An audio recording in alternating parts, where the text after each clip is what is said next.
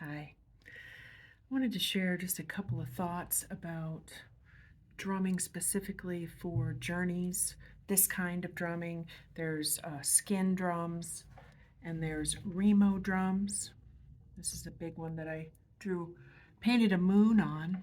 The Remo have a synthetic head, different than a hide drum of whatever animal.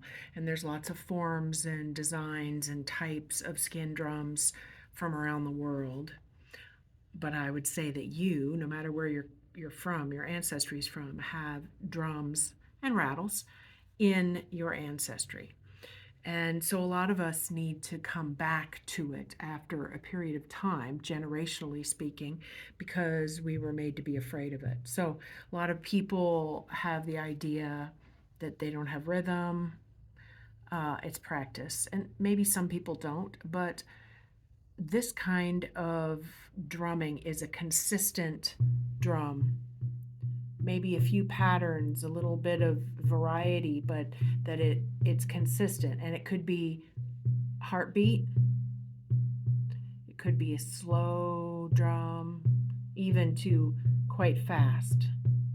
Depends on your intention. Is it to mellow you out, center you, quiet you down, or is it to journey and or express energy or go somewhere in your mind? Then you might want a faster pace.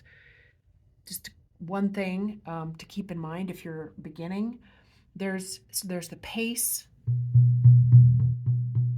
The pace. You could say it different ways, but and then there's the placement. Out by the edge is going to be high. The middle zone in here is where there's generally the most resonance. And then the center is the deepest, but also some traditions talk about how that's the heart of the drum, so be gentle, right? So don't pound it right there. And so you can have quite a bit of variety both in the pace and in the placement of wherever your mallet is touching. Also, the mallet adds a lot of variety. How long your stick is, also how smooth or hard your mallet head is. If it's really fluffy and soft, it will absorb a lot of the sound and it will be deeper and quieter. And another thing to think about with skin drums is that with humidity, they get looser. And so they get deeper, and also there gets to be a point where they get pretty thumpy. So I'm in the desert, and it's not monsoon. So it sounds tight.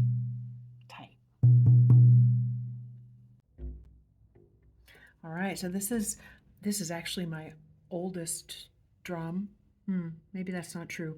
Both of these drums I've had for a couple decades plus. This one's very deep because it's so big. Also, it's pretty narrow. And this one is a frame drum, so you have to hold it this way. There's knot ties at the back. This drum here, as well as other Remo drums like the buffalo drum, or whatever you want to call it, where you hold on to the back. And so this one has a lot of deep sound. There's another thing that you can do with these is with the finger. That's how these are designed. These are not designed to go with a mallet. There's this hand here and this hand here. So that might speak to you. And these come much smaller as well. Now finally with a rattle. This is the simplest to do to make a rhythm. Now the point here is that you're not going to be doing a lot of different rhythms where then it becomes a song, music. That creates its own trance, and it's fantastic trance. This particular type of drumming is consistent. Boom, boom. It's kind of boring in a way. So a rattle, a lot of American kids all over the world are given rattles.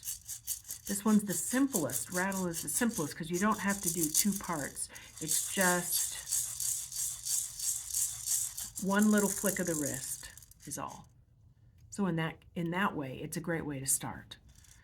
But the last thing I want to say here is that there's two forms of this. One is back and forth, this way. The other is around whatever's inside that you're moving around, like that.